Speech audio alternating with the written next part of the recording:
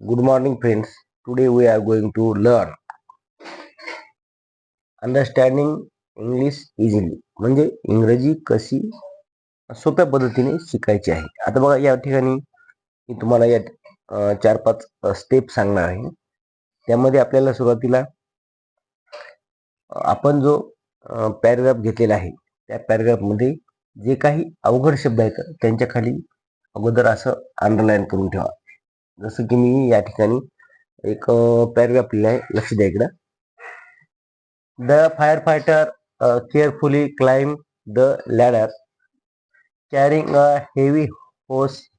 Flames roared from the window above, but the firefighter, once scared, he aimed the hose at the fire and sped a powerful stream of water. बघा इकडे या ठिकाणी आपण काय केलं आहे की सुरुवातीला हा एक उतारा लिहिलेला आहे आणि त्या ठिकाणी जे काही अवघड शब्द आहेत त्यांच्यावरती मी असं क्लिक अंडरलाईन केलं आहे. बघा आता क्लाइम म्हणजे काय, चढणे. नंतर आहे फ्लेम म्हणजे ज्वाला.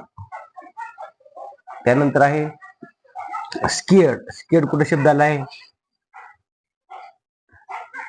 स्किअर्ड म्हणजे भीती, त्याच्या मनामध्ये कोणत्याही प्रकारची भीती नाही. आता होस एक नवीन शब्द आहे पा.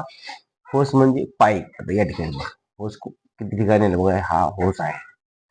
त्यानंतर आहे स्ट्रीम. स्ट्रीम म्हणजे पसरवणे. आता या ठिकाणी स्ट्रीम शब्द शोधा कुठे रे, हा आहे स्ट्रीम.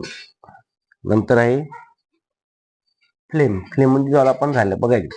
म्हणजे असं या ठिकाणी आपण पॅराग्राफ मध्ये जे काही अवघड शब्द आहेत त्यांना अगोदर अंडरलाईन करून घ्या आणि त्या शब्दांचे अर्थ आपण डिक्शनरी घ्यायची आहे आणि त्या डिक्शनरी मधून आपल्याला त्या अवघड शब्दांचे अर्थ शोधून काढायचे आहेत आणि ते बाजूला एका वहीमध्ये लिहायचे आहेत. लिहिल्याच्या नंतर आपल्याला लक्षात येईल की आपण त्या ठिकाणी एखादं वाक्य घेत असताना त्या शब्दाचा अर्थ म्हणजे कसा त्याला ऍडजस्ट झाला पाहिजे. आता पहा इकडे, the fire fighter carefully climb the ladder carrying a heavy होस. म्हणजे फायर फायटर काय करतात रे की त्या पायऱ्या चढतात. कशा, एक जाड म्हणजे वजनदार पाईप घेऊन तो ते पायऱ्या चढतात.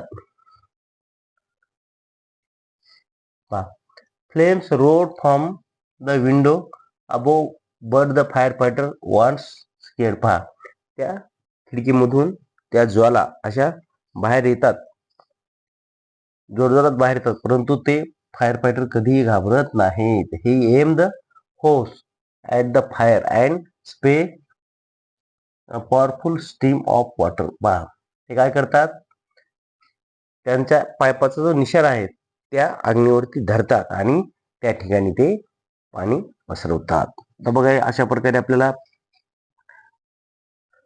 सोपे सोपे शब्द घ्यायचे आणि त्यामध्ये जे अवघड शब्द आहेत त्या शब्दाला अंडरलाईन करून आपल्याला त्याचं ते शब्द पाठ करायचे, लक्षात ठेवायचे